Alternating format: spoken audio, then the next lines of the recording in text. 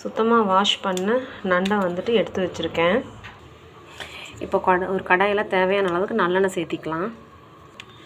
எண்ணெய் நல்லா காஞ்சதும் நம்ம கழுவி எடுத்து வச்சுருக்கிற நண்டை வந்து இதில் சேர்த்திக்கலாம்.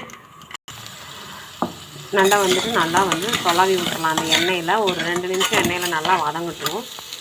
இது நல்லா வதங்கினோன்னையும் இதில் 2 ஸ்பூன் அளவுக்கு இஞ்சி பூண்டு பேஸ்ட் சேர்த்திக்கிறேன். இதையும் நல்லா கலந்து விட்டு ஒரு 2 நிமிஷம் நல்லா இதில் வணங்க விட்டுடலாம்.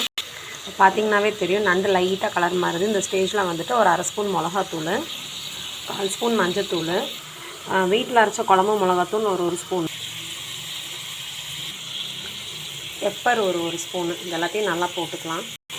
தேவையான அளவுக்கு உப்பு ஆட் பண்ணிக்கிறேன். இது எல்லாத்தையும் நல்லா வதக்கி விட்டுறலாங்க. இது இந்த மசாலா பிடிக்கிற மாதிரி நல்லா வணங்கட்டும். இப்போ பார்த்திங்கன்னா ஒரு 1/4 டம்ளர் அளவுக்கு தண்ணி ஊற்றிடுறேன். இதை மூடி போட்டு ஒரு 5 நிமிஷம் நல்லா சுண்டுற அளவுக்கு குக் பண்ண விடலாம். இப்போ பார்த்திங்கன்னா நண்டு நல்லா குக் ஆகிடுச்சு. இப்போ இந்த ஸ்டேஜில் நம்ம கொஞ்சமாக கருவேப்பிலை ஆட் பண்ணிக்கலாம். கருவேப்பிலை ஆட் பண்ணிவிட்டு நல்லா மிக்ஸ் பண்ணி விட்டு ஒரு 2 நிமிஷம் விட்டு ஆஃப் பண்ணிடலாம். என்னோடய ஸ்டைலில் நண்டு ஃப்ரை ட்ரை பண்ணி பாருங்கள். ரொம்ப சூப்பராக இருக்கும் சாப்பிட்றதுக்கு. தேங்க்யூ.